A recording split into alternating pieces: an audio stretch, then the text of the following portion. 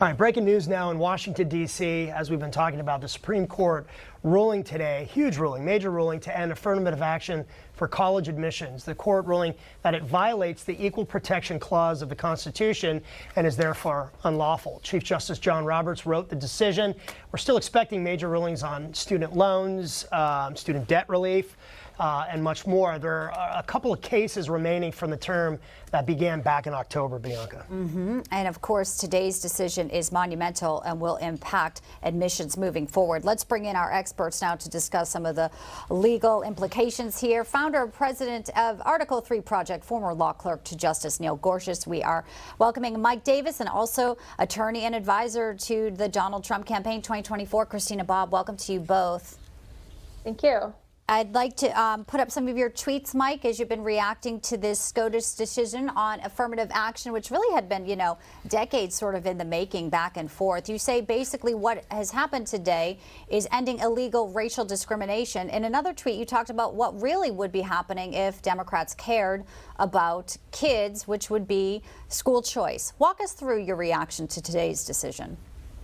Well, first, I must say that President Trump's most important and consequential accomplishment of his first term was transforming the 5-4 left of center court to the 5-4 Clarence Thomas court. And that's why we are having decisions today like we have, where the Supreme Court has finally said that this illegal racial discrimination called affirmative action is unconstitutional under the 14th Amendment. And what this affirmative action does is it gives golden tickets to rich, connected black kids, and it to the exclusion of poor, more qualified Asian kids. And that's what the Supreme Court is ending today. And if Democrats actually cared about racial equality in this country, they would stop caving to the teachers' unions and support K-12 educational opportunities and school choice for every kid in America, so the parents can send the kids to the schools of their choice. Why should Barack Obama, who's complaining today about affirmative action,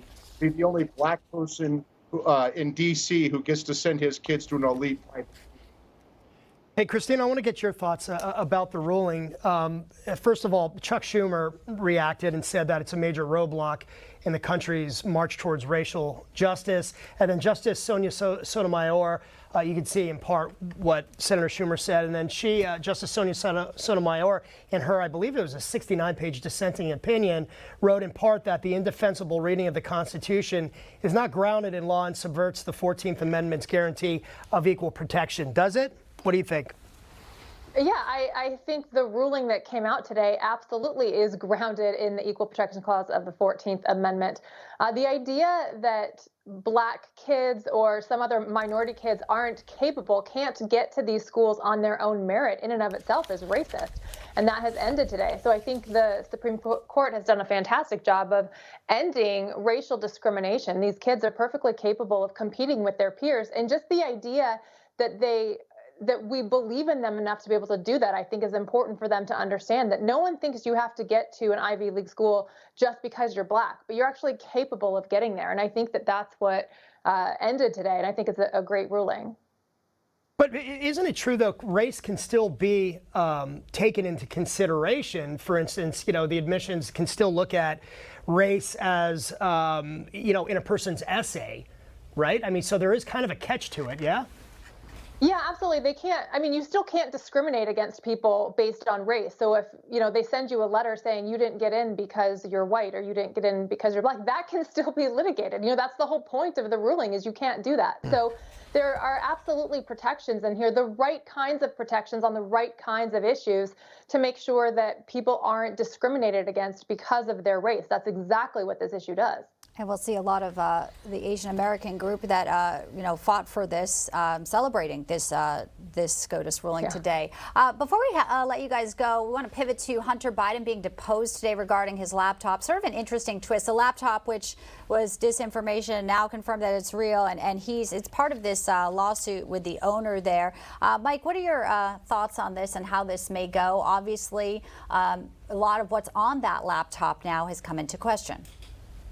Hunter Biden is probably the stupidest person in America that he would sue over a laptop and subject himself to a sworn deposition and perjury, a laptop that has the most damning evidence possible that Joe Biden corruptly took millions in foreign bribes as the vice president of the United States, was on the Chinese, Ukrainian, Romanian, and other payrolls. This is such damning evidence, and Hunter Biden wants to walk himself into a perjury trap. Again, the dumbest person in America. What could possibly come out of the deposition? Is this something that we could actually see released to the public? Yes, I mean, yes. We have a right to. The public has a right to go into court, right? So these depositions, the press can file a motion to have these depositions released, and the court has to decide whether they stay under a protective order or whether the First Amendment trumps that, and they have to release these depositions to the public. And when the press sues, they oftentimes win. You know, and I'm just dovetailing of what you said, Mike. Christina, he also wanted to lower his payments to Navy, the child he fathered. That actually worked out fine in that case because I guess it's wrapped up. But do you agree that him exposing himself to this type of introspection is just really dangerous? It's absolutely dangerous. I couldn't have said it better myself. I think Mike hit the nail on the head with that. It's dangerous for himself, but I think it also goes to show a level of recklessness and reckless disregard for the rule of law. They believe that they are above the law. To me, this demonstrates an intent that Hunter Biden doesn't actually expect to be held accountable by the law. So who cares? I can go in and say whatever I want and no one's going to be able to hold me accountable. And maybe that's true, maybe that's not. We'll see. But he will be under oath and he will be bound by that. Will it backfire? Will it backfire? Stay tuned. We'll be talking all about it. Christina and Mike, thanks for your insight. Appreciate it. Thank you. Good to have you both in. Thank you.